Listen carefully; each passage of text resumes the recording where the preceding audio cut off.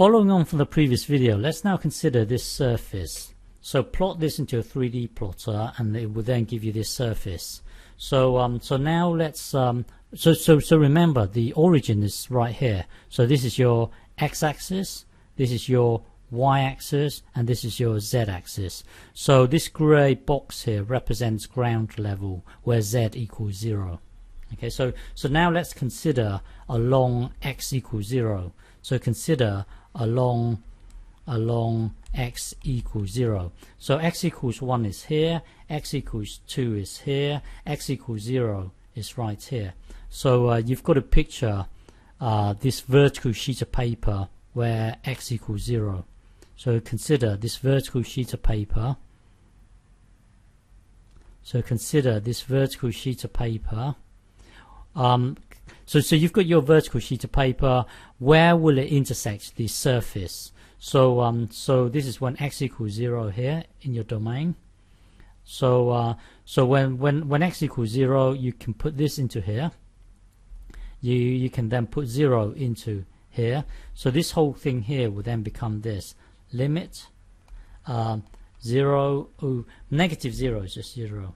So 0, and then you've got, when you put 0 into this x, this disappears, so that will leave you y squared. Remember, x heading towards 0, well, we're always at x equals 0, so we can forget about the x and just consider y heading towards 0. Y heading towards 0. So so this, you can imagine this as being the absolute value of y. Y will always be positive. This thing here will always be positive. So so along x equals 0, which is so this thing here will intersect the surface along here. It will intersect the surface along here, and then dead on 0 it breaks down. Dead on 0 it breaks down. So so you can see that as you head towards the origin, hang on.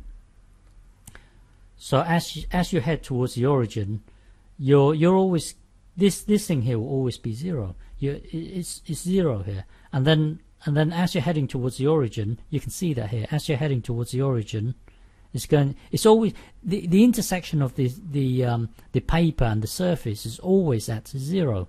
It's always at ground level here. It's always right here. Dead on 0, it breaks down. So it's always heading towards, well, the intersection is always 0. So so this thing here limit of 0 over square root y squared as y heads towards 0 will always be 0.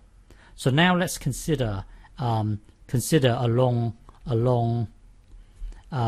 y equals 0. So y equals 1 is here, y equals 2 is here, y equals 0 is right here. So you've got to picture, well, y equals 0, hang on, you've got to picture this vertical sheet of paper, hang on, you've got to picture this vertical sheet of paper, you've got to picture this vertical sheet of paper, and see where it intersects with the surface.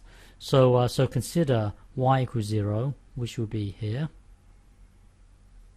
Consider y equals 0. So so we've got to put 0 into the y here. This whole thing here will then become negative x over, when you put 0 into the y, it would disappear, leaving you with this limit. And this y will always be at 0 because we're considering this particular plane where y equals 0. So we can forget about y and just look at x heading towards 0. You can imagine this as being like x, a positive x. You can imagine this as being like x that's never negative, absolute value of x. So so in your mind, picture this as being like this. Bear in mind that this is always positive. So so as x heads towards 0, so now as x heads towards 0, so you've got to picture x heading towards 0. Hang on, let me think. So x heading towards 0. So let's head towards 0 from the positive side. So we are now heading towards 0 here. So on this diagram, positive here. So when you head towards 0, you're actually traveling towards the origin along here. So from the positive side, so this is heading towards 0 from the positive side. You can see you can see that this is this is good. Well, this whole thing here would be -1 if you head towards 0 from the positive side. So so it would be at -1, and then if you consider heading towards 0 as x heads towards 0 from the negative side, so this is the negative side here. Remember, the intersection is right here somewhere. So you heading towards negative. So you heading towards 0 from the negative side would be you walking along this surface right here like this. So so as this is heading towards 0 from the negative side, so this is going to be negative.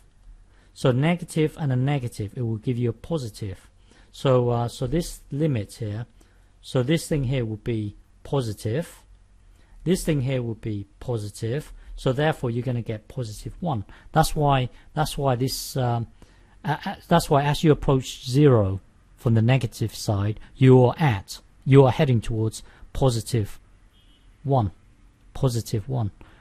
If you head towards the origin from the positive side, you will head towards -1. So it's because of this negative here. It's because of this negative here. That's well. If you're heading towards the origin from the negative side, you're going to head towards -1.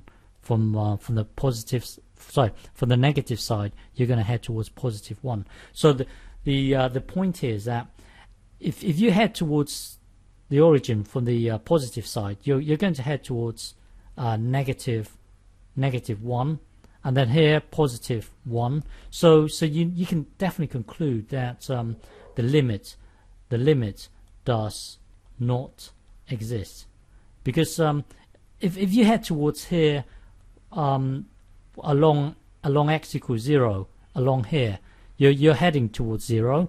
If you head towards the origin from this direction, you're heading towards -1.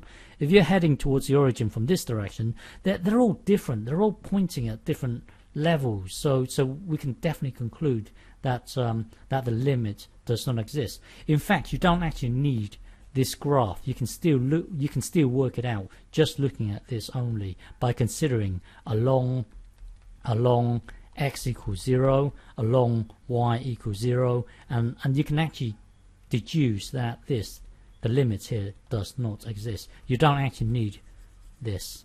Okay.